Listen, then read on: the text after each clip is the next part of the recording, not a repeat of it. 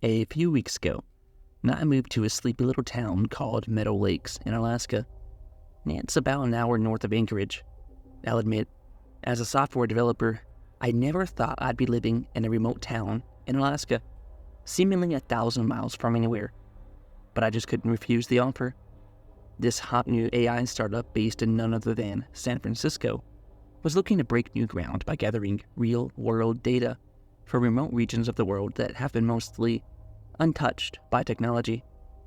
The project pitch certainly sounded interesting to me, but I'd be lying if I didn't admit the main driver was a free house and a $250,000 salary. The move couldn't have been easier. I still lived with my parents, so there wasn't much for the movers to pick up and take to the new house.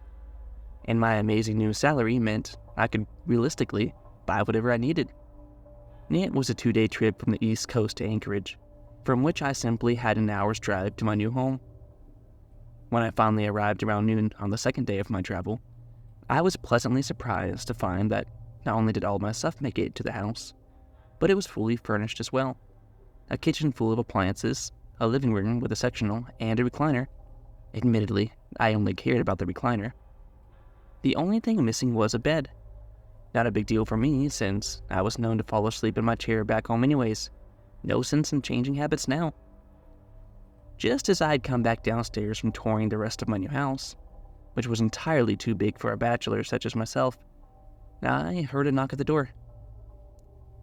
Upon answering the knock, I was greeted by a rather skinny, middle-aged man with dark hair and one of the goofiest smiles I'd ever seen.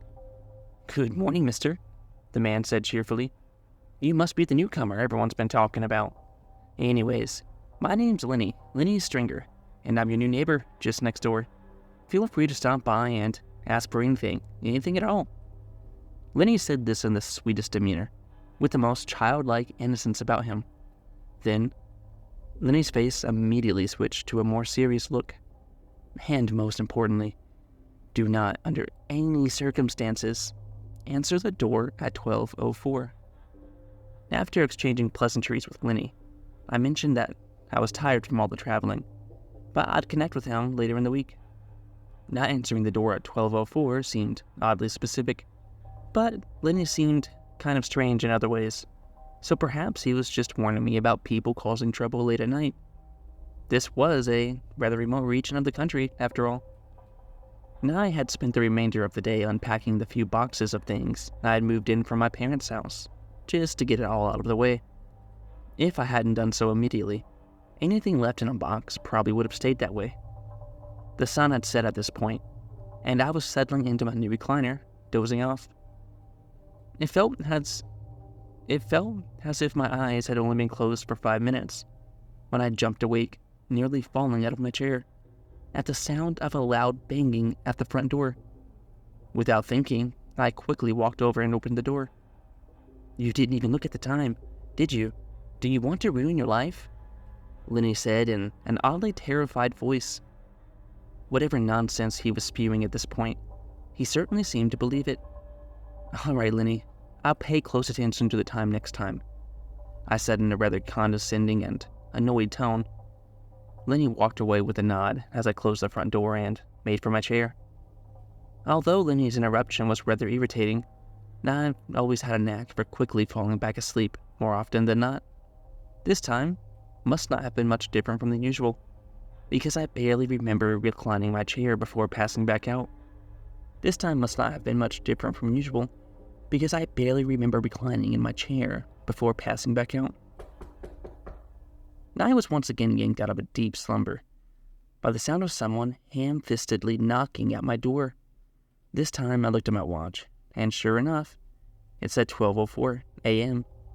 Clearly, Lenny was committed to whatever fantasy was going on inside of his mind, but my patience was wearing thin, and I fully planned on letting him know exactly how I felt about getting woken up by nonsense twice in the same night. A few moments later, I decided to walk up to the front door and say, "Lenny, come on, I know it's you. I remembered your silly little warning about 12:04, so there." I waited to answer. "Now can you stop knocking on my door so I can get some peace and quiet?" The knocking had immediately stopped, and there was nothing but silence. Completely uninterested in seeing Lenny's face again, I turned around back towards the living room. Upon taking the first step away from the front door, I heard a chilling voice that seemed like it was Lenny. "Please, I'm not playing this time. Something is wrong. I don't feel right." Annoyed at how much I cared about a man I had only just met, I opened the door. Except there was no one around. I flicked on the floodlight, and there was no signs of movement in any direction. "This needs to stop, Lenny," I yelled in both anger and frustration. Upon receiving no response, I backed up to the kitchen and slammed the door shut. I told myself if Lenny knocks again, I'm immediately going to call the police and let them sort it out. Upon turning around, I felt like my heart stopped as my eyes caught sight of a dark figure rushing towards me. Before I could react, something hit me in the head, and everything cut to black.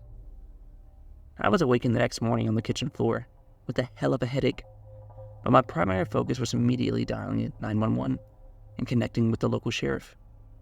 I told the sheriff about my neighbor attacking me in my own home last night, and to my surprise, he was there with a few other squad cars in about 15 minutes.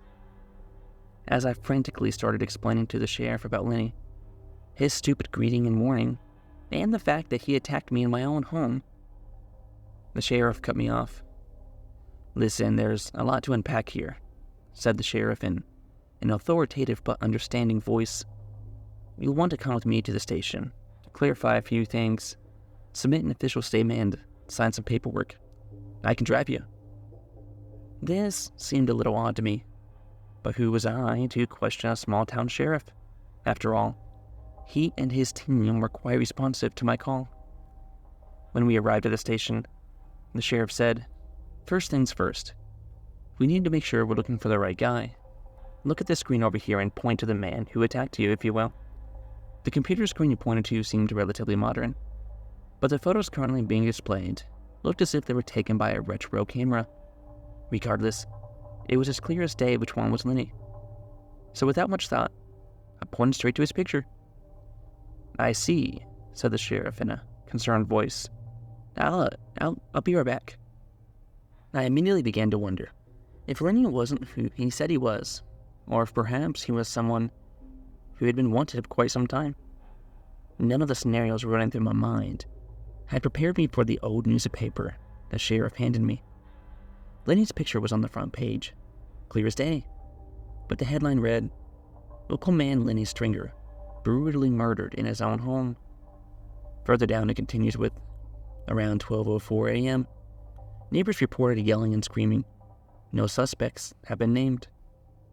I could immediately feel the color draining from my face. Was this some sort of sick joke the town liked to play on the newcomers to scare them off? This couldn't possibly be real. Sensing my disbelief, the sheriff broke the silence. "Yeah, this was a famous case back in the day. Poor Lenny was barely recognizable when they found him. They never did catch who did it, mainly because no one knew who would do that to Lenny. No need to worry though, that happened 100 years ago today. Even if the killer was a toddler at that point, they're dead and gone now." After this ridiculous story from the sheriff, I decided to ask for a ride home. Upon my arrival, I immediately started researching Lenny and this nonsense. There was no way what they were telling me was real, and yet, every news outlet I landed on seemed to confirm the sheriff's recollection, which was far more chilling than the town potentially being out to get me. As previously stated, this was a few weeks ago. I haven't been attacked, nor have I seen any sign of Lenny since that day. Credit where credit is due. I'm likely attack-free now since I heed Lenny's warning. Every night when I receive a knock at the door at 12:04, I ignore it. No matter what sounds are on the other side, I refuse to answer.